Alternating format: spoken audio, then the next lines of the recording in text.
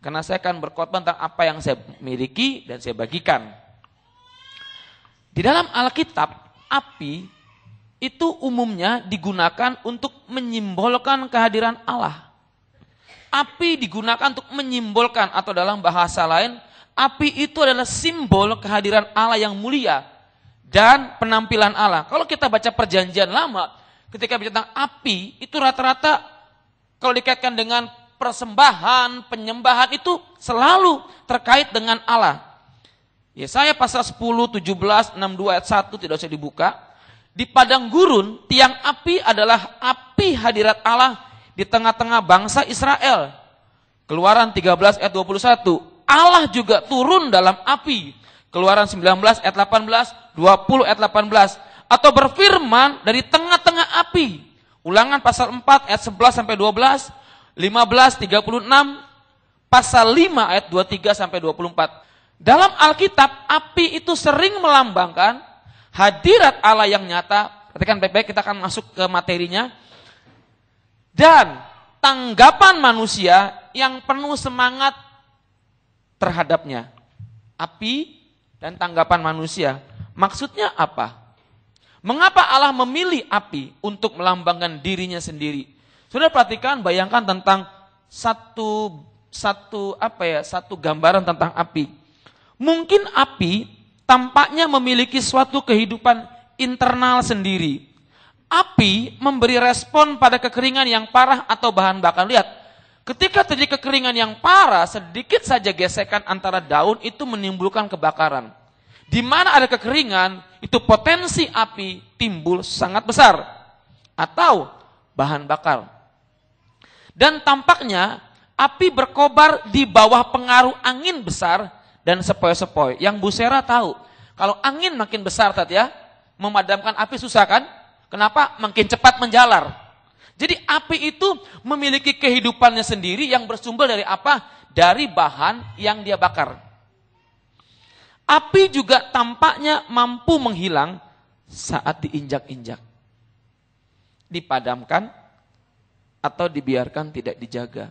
Saya ingat ketika papa saya meninggal, ada api yang harus dijaga dengan mempersembahkan uang-uangan. Itu dijaga semalam suntuk. Dan kalau kita nggak persembahkan bahan untuk dibakar, api itu akan padam. Paham sampai di sini? Nah, mengapa Allah memilih untuk melambangkan hadiratnya dengan sesuatu yang menuntut pemeliharaan yang tekun dari manusia? Allah melambangkan diri dengan api. Api itu nggak bisa hidup sendiri. Dia butuh bahan untuk dibakar. Dan ketika Tuhan memberikan perintah kepada Harun untuk menjaga perapian di mezbah kemah kudus, Harun diperintahkan harus mempersembahkan kayu korban bakaran agar apinya menyala. Artinya apa? Allah melambangkan dirinya melalui api yang ada di mezbah persembahan, dan api tersebut menuntut respon pemeliharaan yang tekun dari manusia agar api itu ada. Karena api itu melambangkan kehadiran Allah. Amin.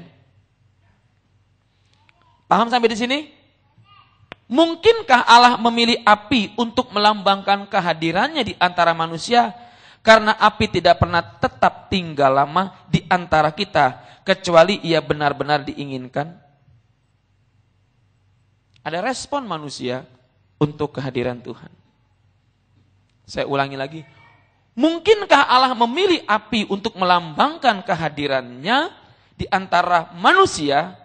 Karena api tidak pernah tetap tinggal lama di antara kita, kecuali ia benar-benar diinginkan, dihargai, dan terus-menerus dihidupkan. Api dapat tiba-tiba dan tanpa peringatan berubah menjadi bentuk yang kadangkala menakutkan. Paham? Api itu kalau kecil bagus, besar menyeramkan. Dan Allah dalam kitab Mazmur bilang ini, Allah adalah api yang menghanguskan lawan-lawannya. Itu bicara soal murka Allah yang berwujud dalam satu kata-kata simbolisme tentang api yang menghanguskan lawan-lawannya. Artinya apa? Api di sini api yang tak terkontrol lagi, karena begitu membuat Allah murka sampai-sampai Allah harus menyatakan diri dalam satu simbol api yang menghanguskan. Tetapi api tidak akan bertahan lama jika sumber yang menghidupkannya hilang. Kalimat ini akan menjadi jembatan untuk Bapak Ibu Saudara mengerti bahwa api tidak akan bertahan lama kalau sumber yang menjadi apa yang dibakarnya itu tidak ada. Paham? Dan saya sampai pada satu kesimpulan, hadirat Allah tidak akan pernah tinggal lama di tempat ia tidak diinginkan dan dipelihara. Kenapa orang Kristen kelihatannya Kristen, tapi sesungguhnya kosong? Kenapa kita orang Kristen kelihatannya kita rohani, tapi kita nggak punya api? Kenapa? Karena hadirat Allah tidak pernah tinggal lama di tempat ia tidak diinginkan. Bagaimana saya nggak bisa inginkan Allah? Oh, camkan baik-baik. Api itu dilambangkan dalam kitab Bilangan 6 sebagai sesuatu yang harus dijaga dengan korban. Kalau seseorang tidak pernah memberikan korban kepada Tuhan setiap hari, apinya makin lama akan padam. Hadirat Allah tidak akan lagi menyatakan diri dalam sebuah manifestasi yang timbul dari kehidupan kita, hingga gampang sekali kita ketahuan apakah betul dalam dirimu ada api Tuhan, atau yang lebih ekstrim lagi, api Tuhan tidak ada, engkau membuat api yang lain seakan-akan engkau kelihatannya memiliki api Tuhan. Itu yang Tuhan tegur terhadap dua anak Imam Eli. Kenapa? Karena ketika api padam, ingat ketika api padam, mereka mencoba menyalakan api yang lain. Dan Tuhan gak pernah suka. Sekalipun dia imam, sekalipun dia anak imam, tapi mereka tidak belajar menghormati Tuhan dan mengerti bahwa api tersebut melambangkan kehadiran Tuhan, Tuhan akan menghanguskan. Dia berubah dari menjadi api yang lembut, yang kecil, menjadi api yang keluar menyambar orang-orang berdosa. Saya begitu tertegur ketika melihat kenyataan seperti ini. Dan saya teringat satu ayat dalam Roma pasal 12 ayat 11 yang berkata, biarlah roh kita menyala-nyala. Artinya apa? Paulus menyadari dalam sebuah pelayanan, dia melihat kehidupan orang Kristen ada mengalami pasang surut. Betul. Tapi yang terpenting adalah tetap ada nyala. Sekalipun mungkin kecil. Karena firman Tuhan berkata apa? Bulu yang terkulai tidak akan dipatahkannya. Sumbu yang pudar tidak akan dipadamkannya. Allah mati-matian menjaga agar api itu sekecil apapun tetap menyala. Dan ketika lampu di rumah Allah belum padam tapi nyalanya kecil, Imam Eli tidak menunjukkan gairah atas sebuah kerohanian yang membuat Israel mengerti kehendak Tuhan. Anak-anaknya mengecewakan Tuhan. Tuhan tidak memilih orang hebat. Tuhan memilih Samuel yang mengerti bagaimana menjaga api itu tetap ada di tengah-tengah umatnya. Dalam setiap generasi Allah akan panggil orang-orang untuk menjadi pembawa api di tengah-tengah kesuam-suaman, kekeringan rohani yang ada. Dan saya diingatkan Tuhan tentang Elia. Saudara tahu pelayanan Elia apa? Elia hadir di tengah-tengah Israel yang merubuhkan mezbah persembahan. Mezbah-mezbah untuk Allah semua dihancurkan oleh Raja Ahab. Sampai-sampai gunung tempat Israel menyembah Allah diubah menjadi gunung tempat Israel menyembah Baal. Dan saya diingatkan tentang arti nama Elia. Saudara tahu arti nama Elia apa? Di samping memiliki makna Yahweh adalah Bapakku, Elia punya arti nama Yahweh lah Allah. Yahweh adalah nama identitas Allah, ingin menegaskan bahwa dia pribadi yang tertinggi. Ketika Elia dipanggil Tuhan untuk menyatakan panggilannya, Allah menyatakan gini, ini loh pribadi yang menyatakan dia Allah. Ingat, ketika Yohanes dipanggil Tuhan, Yohanes membawa api Elia, artinya apa? Yohanes menunjukkan, lihatlah anak domba Allah. Amin.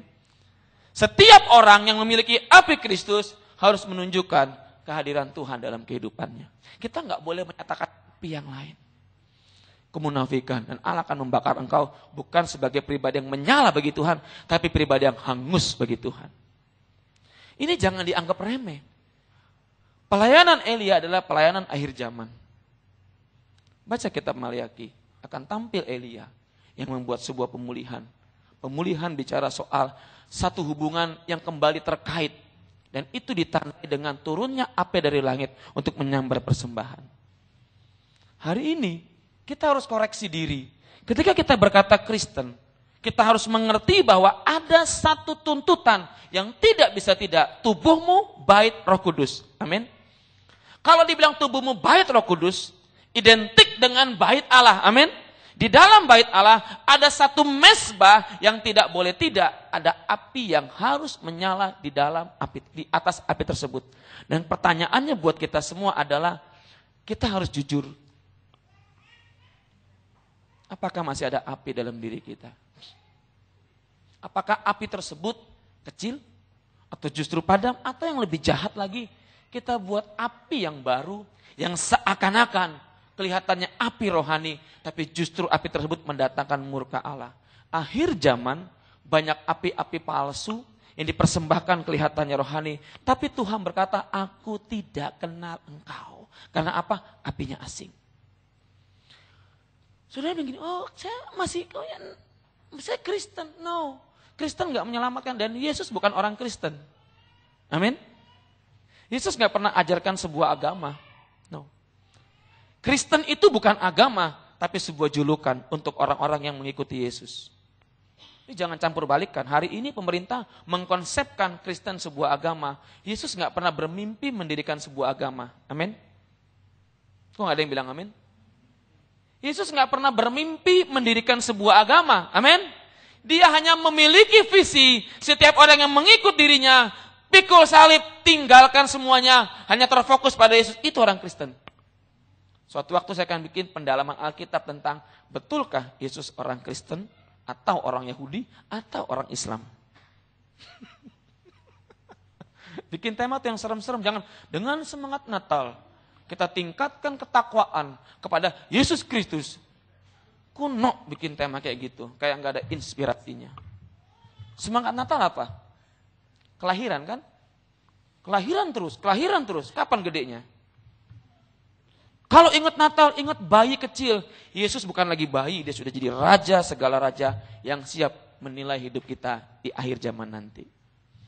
Yuk jangan berpikir hidup ini hanya sebuah kesempatan buat kita menunjukkan eksistensi kita. Jangan. Hidup ini adalah sebuah kesempatan untuk kita menunjukkan siapa Allah dalam kita dan siapa kita di dalam Allah. Ketika Paulus menyatakan demikian, Paulus mengingat bahwa orang Kristen harus memiliki roh yang menyala-nyala. Karena roh itu pelita tubuh. Jika ini menunjuk pada perlambang kehadiran Allah dalam hidup kita, maka ada sebuah respon, kewajiban dalam kehidupan kita untuk menjaga api tersebut agar tetap menyala. Buka Imamat 6 ayat 12-13. Api yang di atas mezbah itu, baca sama-sama, harus dijaga supaya terus menyala, jangan dibiarkan padam. Tiap-tiap pagi katakan, tiap-tiap pagi imam harus menaruh kayu atas mezbah, mengatur apa? Korban. Mengatur apa? Korban. Dan membakar segala lemak korban keselamatan di sana. 13 coba Des. Sama-sama baca. Harus dijaga supaya api tetap menyala di atas mezbah. Janganlah dibiarkan padam. Ngerti nggak ayat ini? Api itu nggak akan bisa nyala kalau nggak ada korban. Tuhan nggak akan buat mujizat. Korban itu datang sendiri. Tiba-tiba tengah pagi seekor kambing dengan sukarela, suara domba mendatangi mezbah itu dan berkata gini, mati Nggak. Tuhan menugaskan para imam untuk menjaga api tersebut. Nah itu perjanjian lama, perjanjian baru. Firman Tuhan berkata, kamulah imamat rajani. Imam sebuah kerajaan yang maha kudus. Dan perkataan imam ini tidak berkata hanya menunjuk pada satu pribadi, tapi kamulah imamat rajani. Kita semua punya kewajiban menjaga agar api itu tetap menyala dalam siapa? Bukan hanya di gereja, itu terlalu luas. Yang pertama-tama dalam diri kita. Dalam diri kita. Saudara nggak bisa berpikir gini, alasanmu banyak. No. Tuhan kasih waktu buat kita untuk kita memanage sesibuk-sibuknya kita, secapek-capeknya kita, beri waktu buat Tuhan. Tuhan kasih diskon yang sangat besar. Penyembah itu harus menyembah dalam roh dan kebenaran, bukan lagi hanya 5 waktu. kita bisa setiap saat datang pada Tuhan, setiap waktu berhubungan dengan Tuhan, setiap waktu persembahkan hidup kita buat Tuhan, dan gak ada alasan buat kita berkata gak sempat. Kenapa?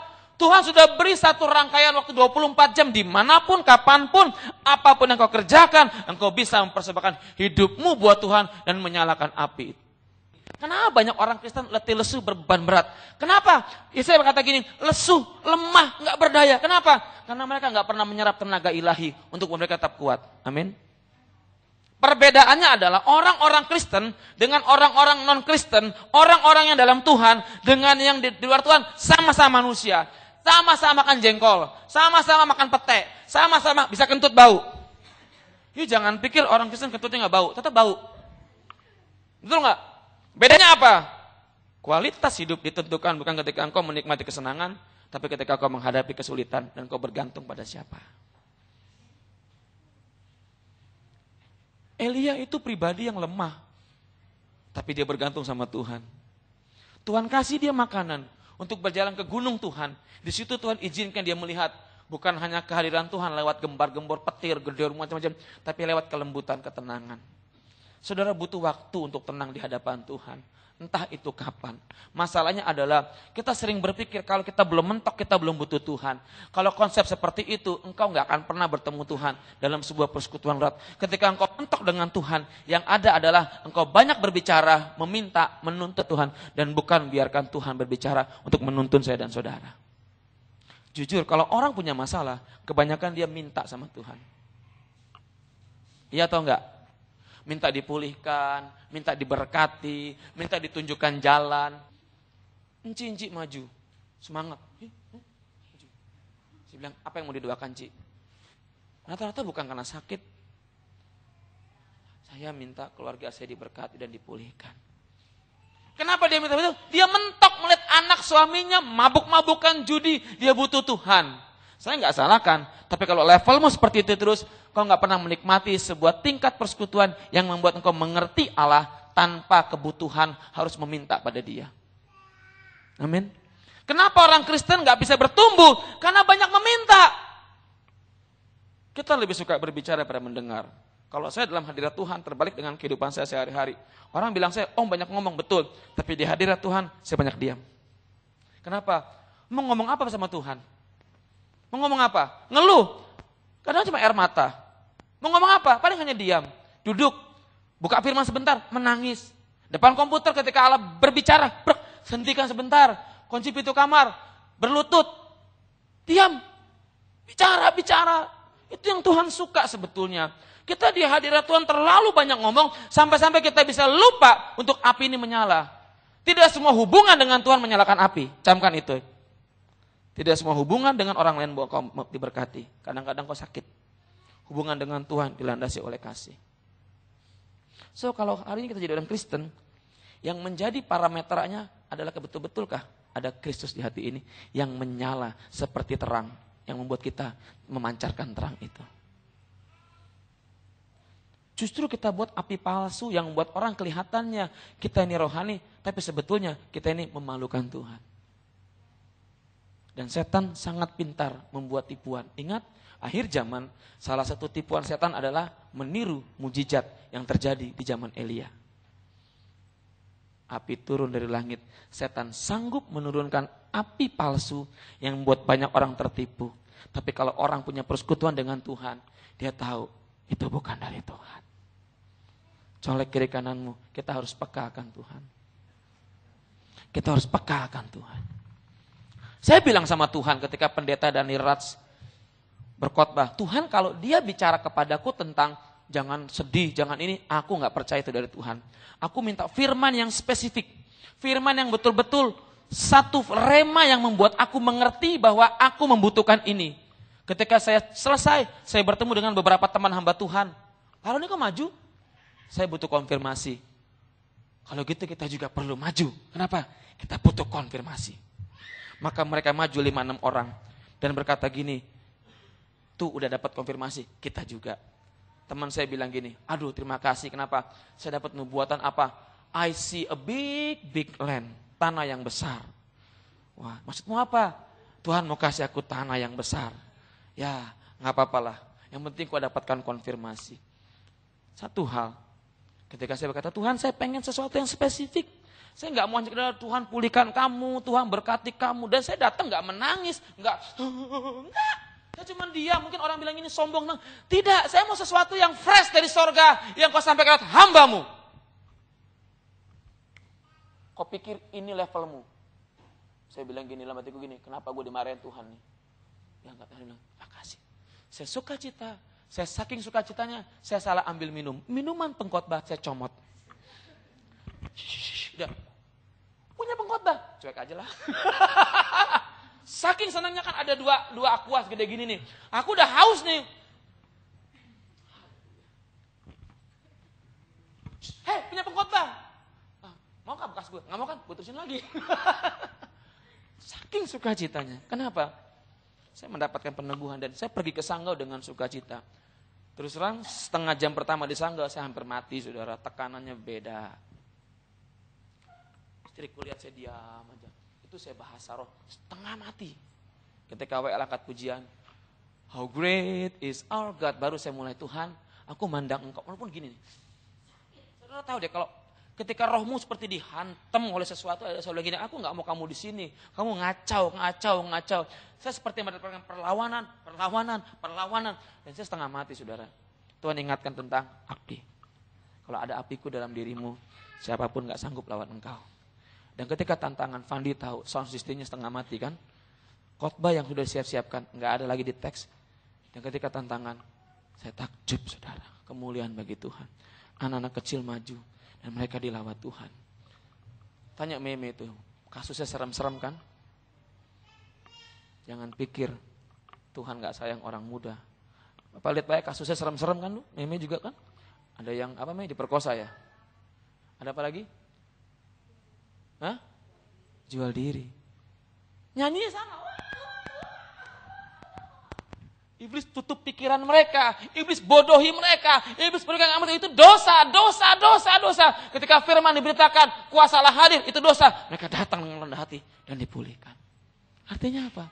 Hari-hari ini Allah ingin dalam setiap dirimu ada api kudus yang membuat kau mengerti mana benar, mana salah. Hari-hari ini dalam dirimu harus ada sebuah kehidupan yang dipersembahkan pada Tuhan. Bukan setiap minggu, tapi setiap hari. Amin. Hari-hari Allah ingin hidupmu setiap hari mencari wajah Dia, cari wajah Dia, tanpa peduli engkau pendeta, pelayan Tuhan, singer, WL, akser, penyambut tamu segala macam. Setiap orang punya kewajiban cari wajah Dia, karena engkau adalah imam-imam bagi kerajaan sorga. Minimal engkau mengerti bahwa harus ada api dalam dirimu. Supaya apa? Ketika akhir zaman Tuhan melihat itu api dariku dan bukan api yang asing. Jangan remehkan lu. Jangan remehkan kemunafikan dalam gereja kehidupanmu. No. KTP-mu enggak laku di sorga. Tuhan, Kristen. Kartu pejabatku enggak laku di sorga. Pejabat GBI Tuhan, PDT. Nih, rajin MD dari awal sampai hari ini. Iuran pejabat enggak pernah kosong. Pengorbanan besar. Aku enggak butuh itu, Ron. Aku butuh lihat dirimu, ada api enggak dalam dirimu. Jangan enjoy loh, jangan enjoy. Ke gereja senyum-senyum, bikin dosa pulang lagi. Nah, kekristenan seperti itu ketinggalan nanti. Ketinggalan. Tuhan mau hari-hari ini kita berfungsi bagi Dia. Amin. Ada 3 hal, 4 hal yang ingin saya bagikan untuk kita mengerti bagaimana menyalakan api itu kembali. 1 Raja-Raja 18. Simpel saja. Sudah sering saya khotbahkan, tapi hari ini kita mau mengerti, mengingatkan berulang-ulang. 1 Raja-Raja 18 tentang Elia bertempur melawan nabi-nabi Baal. Yang pertama, ayat 32 sampai 33.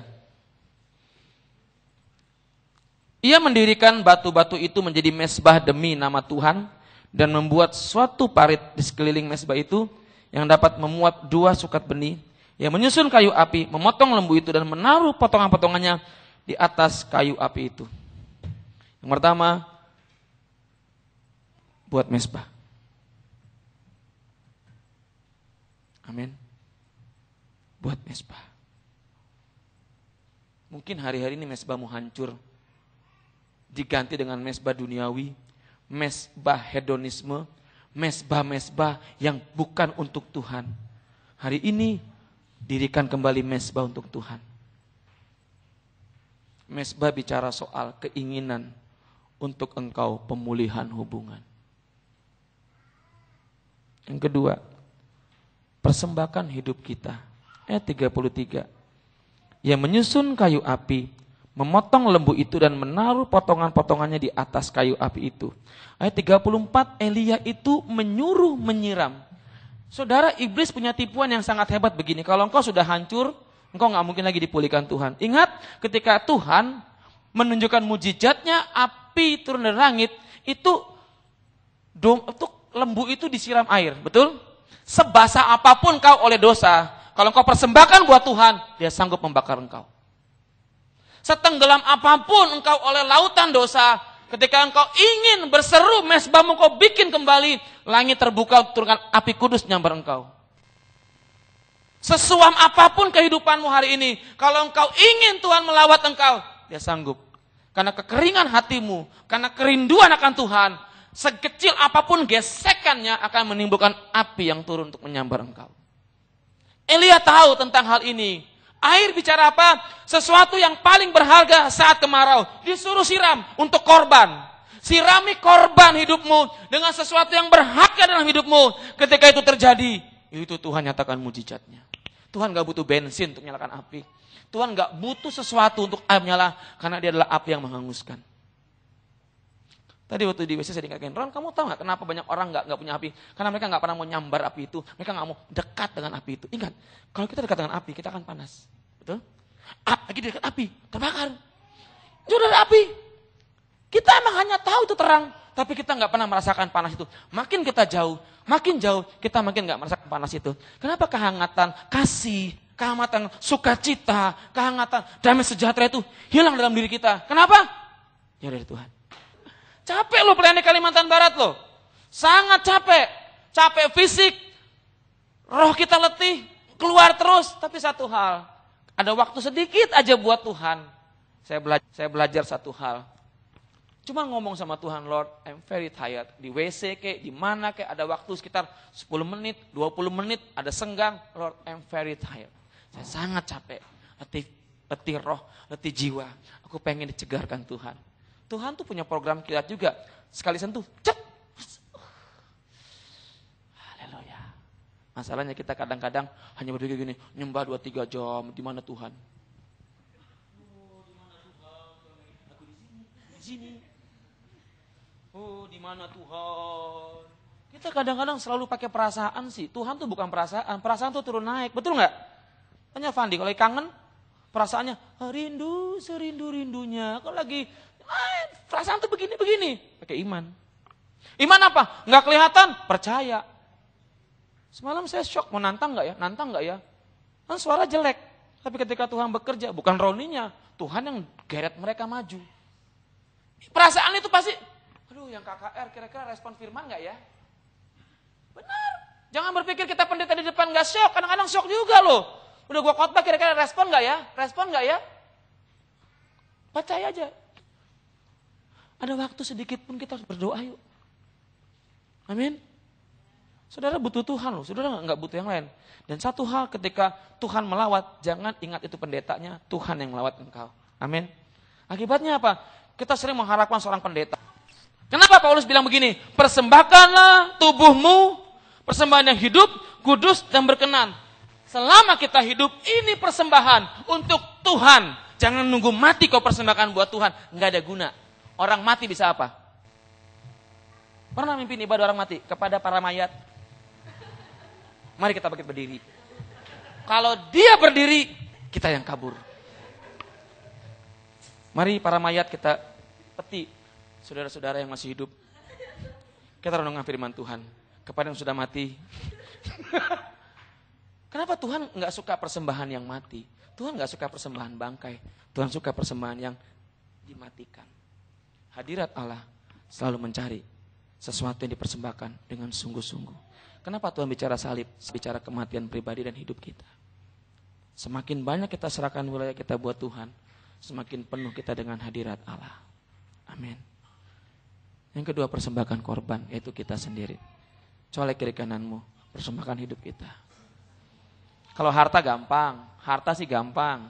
Titip ya kolektor buat Tuhan. Enci kemana? Cuti. Kayak kuliah ngintip absen kan, kamu kemana? Pergi. Tuhan gak bisa dibohongi, Tuhan tuh hikmatnya luar biasa. Yang kedua, persembahkan korban. Yang ketiga bicara soal kerinduan melihat kehadiran Allah. Datang dengan kekerinduan, kekeringan hati ini. Saudara, saat engkau datang pada Tuhan, buang keinginanmu diberkati, buang keinginanmu disembuhkan. Bukan berarti gak boleh. Yang pertama-tama engkau harus temu Tuhan lebih dahulu, titik. Ketika seorang perempuan pendarahan, dia gak minta disembuhkan dahulu, dia menerobos semua kepungan orang hanya untuk menjamah Yesus. Datang pada Tuhan dulu. Saya gak anti KKR, saya suka KKR. Tapi di Jemaat Rehoboth saya mau bilang gini, untuk Jemaat Rehoboth, sembuh, sakit, itu urusan kedua setelah engkau bertemu Tuhan. Amin. Datang. Tapi aku gini, banyak kelemahan kita, jadikan tameng untuk kita, Tuhan mengerti. Sama kayak orang Papua nyanyi lagu 17-an ya. Orang Papua dari kampung. Namanya Paulus. Dia lagi diuji kesetiaannya pada negara Indonesia. Depan para camat. Coba Paulus, kau nyanyikan lagu Hari Merdeka. 16 Agustus. Stop! Kapan kita merdeka? 17, Pak. Kenapa Pak Itua nyanyi 16? Sebentar dulu Pak Itua. Nyanyi lagi. 16 Agustus. Stop! Sampai 3 kali. Beta sabar dulu. Beta belum nyanyi, beta nyanyi dahulu. Ya, nyanyi. Maka berdirilah si Paulus di depan para aparat. 16 Agustus tahun 45. Besoknya hari kemerdekaan kita. Besoknya tanggal berapa? Benar atau salah? Benar. Ngerti nggak? Kita selalu minta pengertian. Ngerti dulu dong, ngerti. Tuhan nggak seperti itu. Kita minta komanya sama Tuhan, no, Tuhan ingin kita langsung persembahkan brak gitu.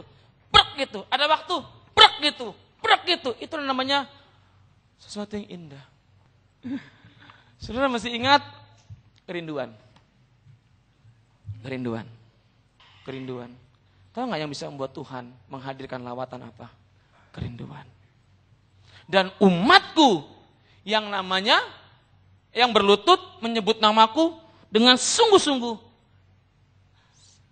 Kenapa Tuhan bicara soal air? Air hanya mengalir ke tempat yang lebih rendah. Amin. Kenapa Tuhan kasih contoh air mengalir dari tempat kudus. Dan setiap ada itu menghidupkan.